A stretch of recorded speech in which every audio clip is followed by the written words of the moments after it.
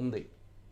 ఒక్కసారి ఆయన హిందూ దేవుళ్ళని, హిందూ దేవతలని ఏమని రావణ్ మాట్లాడాడో ఒక్కసారి ప్లే చేయండి. సనాతన ధర్మాన్ని ఒక్కొక్కసారి కొంతమంది ట్రోల్ చేస్తూ సన్నాతుల ధర్మం అని చెప్పని అంటారు. దాన్ని బూతు కింద కూడా వాడతారు. ఎక్కడో బంగ్లాదేశ్ లో పుట్టిన లేఖనా కొడుకులు హిందువులు. నేను దేశభక్తుడిని కాదు, నాకు దేశం అంటే భక్తి లేదు. మీరు కరెక్ట్ గానే ఉంటున్నారు. నాకు దేశం అంటే భక్తి లేదు, నేను దేశభక్తుడిని కాదు. మహాభారతం తీసుకొచ్చి ద్రౌపదిని చీరలాగారు, మన ఇతిహాసాలు అవి చెప్పి అని చెప్పి చెప్పరా నా కొడక. నువ్వు సొంత రాజ్యంలో తరిమించుకొని రాముడు అని చెప్పనంటే ఎలా ఉంటది? రాజ్యంలో పోండి అని చెప్పని తరిమించుకొని అడవిలో అడుక్కు తిని. రామాయణంలో సీతను వదిలేసిన రాముడి గురించి నువ్వు చెప్పాలి చేపించరా? ఈ రోజు అగ్ని ప్రవేశం చేపించరా నా కొడక? నువ్వు సీతని వదిలేసిన రాముడిని ఆదర్శంగా తీసుకుని ఈ రోజు ఎంతమంది భర్తలు వాళ్ళ భార్యను అగ్ని ప్రవేశం చేపిస్తారని చెప్పని రోడ్డు మీద అడగరా నా కొడక? పూజారులు వాటాల కోసం, ఆ చందాలేసి ఆ డబ్బాల కోసం, చందాలు వేసుకునే డబ్బాల కోసం కొట్టుకొని వస్తున్నారు. అరే బ్రోకర్ నా కొడక. వ్యాఖ్యలు రిపీట్ వన్స్ అగైన్. హిందువులారా జాగ్రత్తగా వినండి, హిందూ సమాజం జాగ్రత్తగా వినండి, అలాగే క్రిస్టియన్స్ కూడా వినండి. అన్ని మతాల వారు, అన్ని కులాల వారు రావణ్ వ్యాఖ్యలని చాలా జాగ్రత్తగా వినండి. ఇది సమర్థనీయమా అని మీరే చెప్పండి. మళ్ళీ రిపీట్ వన్స్ అగైన్.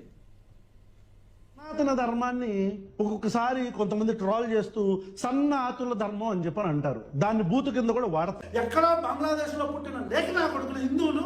నేను దేశభక్తుడిని కాదు, నాకు దేశం అంటే భక్తి లేదు. మీరు కరెక్ట్ గానే ఉంటున్నారు. నాకు దేశం అంటే భక్తి లేదు, నేను దేశభక్తుడిని కాదు.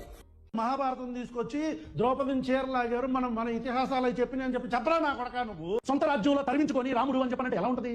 రాజ్యంలో పోండి అని చెప్పని తరిమించుకొని అడవిలో అడుక్కు తిని. రామాయణంలో సీతను వదిలేసిన రాముడి గురించి నువ్వు చెప్పాలి చేపించరా? ఈ రోజు అగ్ని ప్రవేశం చేపించరా నా కొడక? నువ్వు సీతని వదిలేసిన రాముడిని ఆదర్శంగా తీసుకుని ఈ రోజు ఎంతమంది భర్తలు వాళ్ళ భార్యను అగ్ని ప్రవేశం చేపిస్తారని చెప్పని రోడ్డు మీద అడగరా నా కొడక?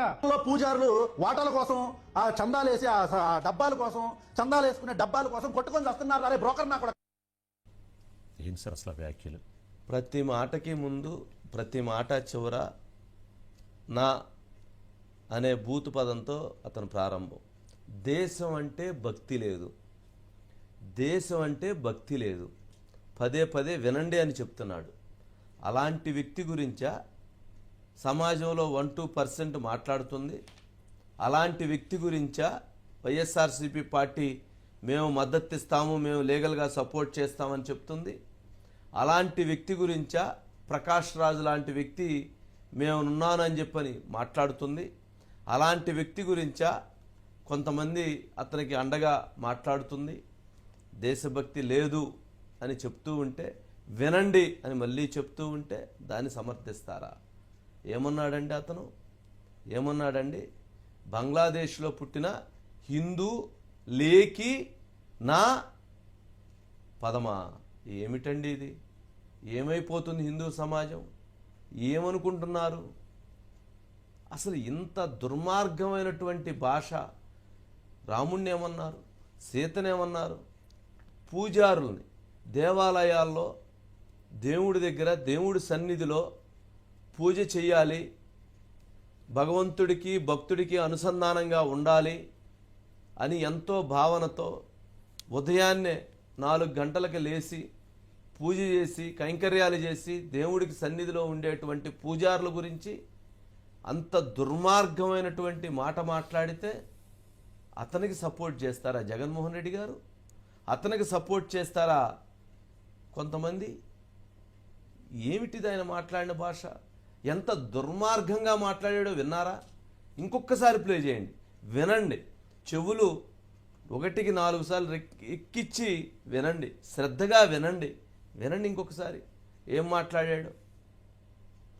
సనాతన ధర్మాన్ని ఒక్కొక్కసారి కొంతమంది ట్రోల్ చేస్తూ సన్నాతుల ధర్మం అని చెప్పని అంటారు. దాన్ని బూతు కింద కూడా వాడతారు. ఎక్కడో బంగ్లాదేశ్ లో పుట్టిన లేఖనా కొడుకులు హిందువులు. నేను దేశభక్తుడిని కాదు, నాకు దేశం అంటే భక్తి లేదు. మీరు కరెక్ట్ గానే ఉంటున్నారు. నాకు దేశం అంటే భక్తి లేదు, నేను దేశభక్తుడిని కాదు. మహాభారతం తీసుకొచ్చి ద్రౌపదిని చీరలాగారు, మన ఇతిహాసాలు అవి చెప్పి అని చెప్పి చెప్పరా నా కొడక. నువ్వు సొంత రాజ్యంలో తరిమించుకొని రాముడు అని చెప్పనంటే ఎలా ఉంటది? రాజ్యంలో పోండి అని చెప్పని తరిమించుకొని అడవిలో అడుక్కు తిని రామాయణంలో సీతను వదిలేసిన రాముడి గురించి నువ్వు చెప్పాలి చేపించరా ఈ రోజు అగ్ని ప్రవేశం చేపించరా నా కొడక నువ్వు సీతని వదిలేసిన రాముడిని ఆదర్శంగా తీసుకుని ఈ రోజు ఎంతమంది భర్తలు వాళ్ళ భార్యను అగ్ని ప్రవేశం చేపిస్తారని చెప్పని రోడ్డు మీద అడగరా నా కొడక. పూజారులు వాటాల కోసం ఆ చందాలేసి ఆ డబ్బాల కోసం చందాలు వేసుకునే డబ్బాల కోసం కొట్టుకొని వస్తున్నారు అరే బ్రోకర్ నా కొడక. అది బ్రోకర్ అసలు అబ్బా. స్పష్టంగా జగన్మోహన్ రెడ్డి గారు ఇలాంటి వ్యక్తిన మీరు సమర్థించేది. ఇంకా పైపెచ్చు హేరామ్ అని జగన్మోహన్ రెడ్డి గారు ఒక మెసేజ్ ఇస్తారు.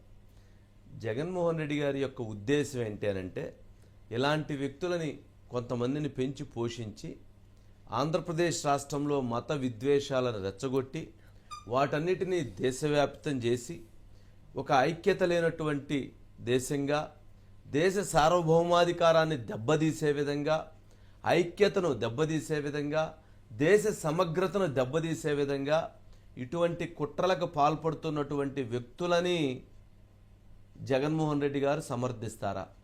మరి ఇలాంటి వ్యక్తి మీద రాజద్రోహం కేసు పెట్టడం తప్ప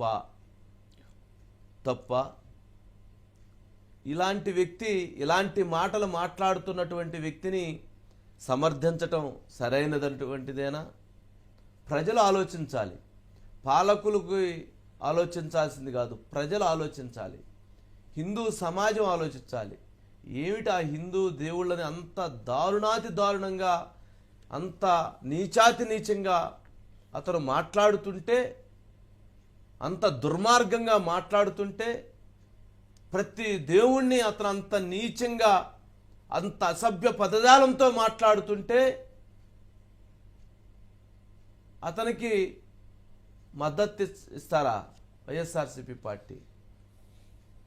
అతనికి అండగా ఉంటామని చెప్తారా? చాలా దారుణం అండి. ఇలాగైతే ప్రజలు ఆలోచించాల్సింది భవిష్యత్తులో హిందూ సమాజం కానీ, హిందూ దేవుళ్ళు కానీ, హిందూ ప్రజానీకం కానీ ఉండేటువంటి పరిస్థితి లేకుండా చేస్తారు. అటువంటి కుట్రలకు తెగబడుతున్నారు, అటువంటి కుతంత్రాలకు తెగబడుతున్నారు. ఇప్పుడు మరి అతను అన్ని తిట్టినటువంటి వ్యక్తి సెక్యులరిజం అనే పేరు పెట్టుకున్నారు. మరి ఎందుకు హిందూ దేవుళ్ళని టార్గెట్ చేస్తున్నారు? అసలు ఏ దేవుడినైనా టార్గెట్ చేయకూడదు. అల్లాని టార్గెట్ చేయకూడదు, క్రిస్టియన్స్ టార్గెట్ చేయకూడదు, ప్రభువుని టార్గెట్ చేయకూడదు, హిందూ దేవుని టార్గెట్ చేయకూడదు. ఎవరు ఏ మతాన్ని టార్గెట్ చేసినా తప్పు, దారుణం. అది అలా మాట్లాడతారా? 2 సెకండ్ 1 అతను భావ ప్రకటన స్వేచ్ఛ అని కొంతమంది వాక్ స్వాతంత్రం ఉంది, ప్రశ్నించటం తప్ప, ప్రశ్న అని పెట్టుకున్నారు కాబట్టి ప్రశ్నించడం తప్ప అని కొంతమంది